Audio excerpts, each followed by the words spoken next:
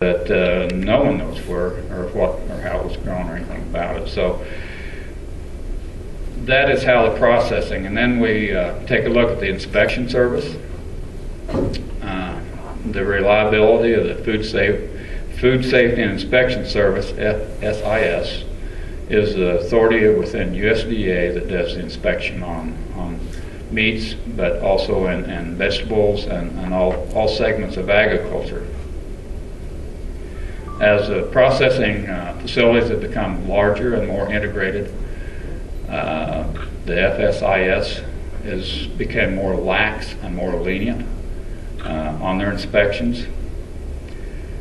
So it's mainly by lobbying from powerful industrial integrated systems that these regulations are getting lax, because the quicker that these assembly lines can zip stuff through, zip it out, is cutting their cost and makes more profit margins for their investors.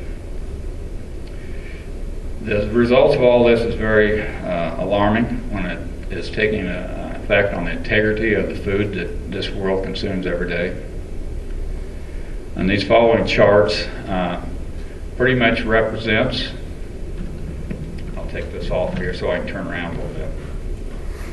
But these next few charts is compiled from the archives of the FSIS, and you will see how things are floating up and down, but it is from 1998 to 2010 is what we accumulated here from the charts. And if you take a look in 2008, how that skyrocketed. I mean, we're talking 154 million or almost 155 million pounds in that 10-year period of meat product, protein. That's primarily poultry, beef, pork.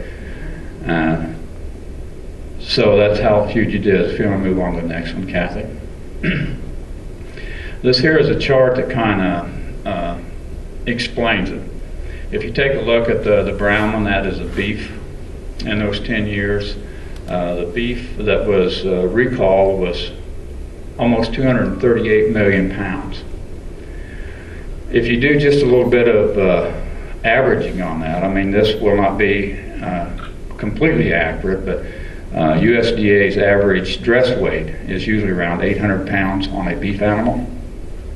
So that figure right there, 238 million pounds, would be representative of almost 300,000 cattle that was contaminated and spoiled for unlogical reasons. And then you take a look at the pork, which is almost 72 million pounds. That's representative, I believe, of somewhere around 360,000 head of hogs. It was just, for this fast motion industrial stuff is uncalled for. The poultry, which is a third sector, the blue up there, it's a little hard to define because in poultry there's different dress weights between the regular chicken bird and the turkeys and what other aspects is in there. But if you use just an average, like for a dressing hen, or probably the dress weight would be somewhere around 4 pounds. So you'd be looking at almost 1,800,000 pounds, or birds, that had been gone that way. So it's very scary. I'll move on to the next chart. This here is a breakdown of the different aspects of it. The E. coli, the Listeria, Salmonella, under-processed, undeclared allergens, substance, chemicals, miscellaneous. And so you can kind of see over that period, 1998 to 2010, how things are broke down. Next slide, please, Kathy. If you haven't been alarmed by now, you might want to be alarmed at this, because this is the 2008, pardon me. This was the year that it was so high, almost 155 million pounds, that only 34% of that, if you feel secure and safe that just because there's a recall, that everything's fine and dandy. Well, it's not fine and dandy. If you take a look at reality, 34% of it was reclaimed. 66% of it went on through the food chain. So just because there was a recall, and move on to the next slide. And this was a 2009. There wasn't nearly as much meat recall that year, but only 12% of it was reclaimed. 88% of it went on through the food chain. So this kind of points out a little bit how lax things has gone in our system. Next slide, please. So we at the Social Responsible Agricultural Project have been working with communities on CAFOs through all the years, and we're trying to redirect our focus on something as more productive in this situation. And we also have an organization within our SRA project, which is a renewable harvest. If you could put that up, Kathy. This is our mission statement: to renewable harvest exists to restore the health and productivity of our rural lands and their natural elements by advancing projects that provide local farmers, ranchers, and their surrounding communities with profitable, ecology, sound, and social responsible alternatives to destructive practice of industrial farming operations. With our renewable harvest, our first project has been building a mobile, it's an AMMPU, but we mainly just call it a meat mobile processing unit. And our purpose in doing this is to create an infrastructure for responsible meat producers, to develop a more humane handling and slaughter of animals, to ensure a better quality meat for improved health, to aid and improve land management practices, to give back control to the producer who has lost market access, and to provide economic benefits to the local economy. There was one thing that I forgot to address after the charts and the FSIS data. There was a recent study that was done by Robert Scharf recently. He is a former Food and Drug Administration economist. He's currently with Ohio State University, an assistant professor. But in his study, we talk about external costs a lot of times. His estimates is that it costs the United States $152 billion annually for all the medical costs of what we just seen on these charts of the pathogens and stuff that slip through. So I forgot to mention that, but I want to do that. Go ahead, Kathy.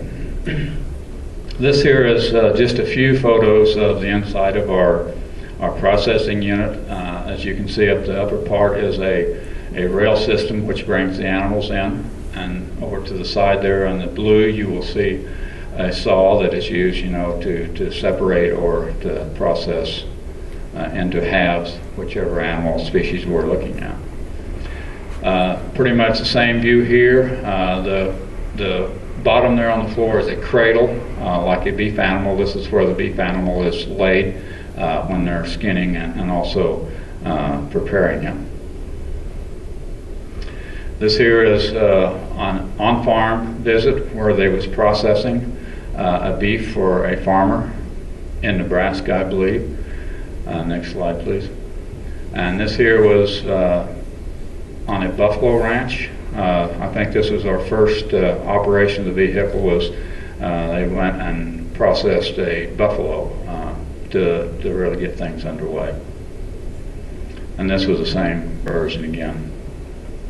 But anyhow, our goal is with renewable harvest that with what we're seeing across this country and the national politics within USDA and all that federal agency is that, if we have a lot of work to be done, and the main place to start is at home with our local communities, our local economics.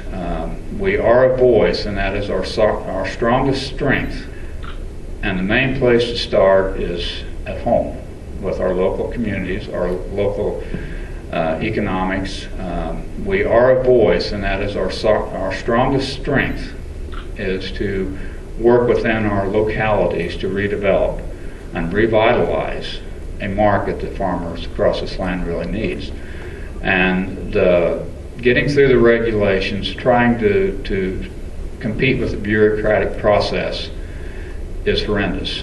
Just like with the development of this processor, this mobile processor, we worked nearly 2 years in getting things straightened out. And our goal is, with Renewable Harvest, is to come up with a process, which will be also a cut and wrap facility that will follow this, that we can work with rural communities across this country that are interested in taking it by the hand and redeveloping a situation within your locality. We will probably be providing the blueprint. We will be providing the people that has the knowledge. We will work with you, and I think this is the best avenue that we have to compete with industry and quit battling with them on the federal level, is to work locally within rural development. And we're starting to work with a city in Nebraska that the mayor is involved. Economic development person is involved. A lot of the county officials are involved. So this is where it's at. I mean, to bring it back to the rural development aspect, that, this is something we can do that they can't compete with. And we may have to build it from the ground back up, but we can do it. And I'm here for the long haul, and I can tell you, all the consultants that I work with, Kathy, and we have 8 to 10 consultants throughout the U.S. in different states, that we are here to work with you and help you, because I'm a farmer, and my future and my children's future and grandchildren's future depends on what we do in revitalizing America to what it should be. And I appreciate you, and thank you very much. And again, Maria, thank you very much for having me here. This is a great group of people, and hopefully someday we can come back to work with you on something other than the CAFOs, the fracking issues, and all the other bad stuff that's happening in this area. Thank you.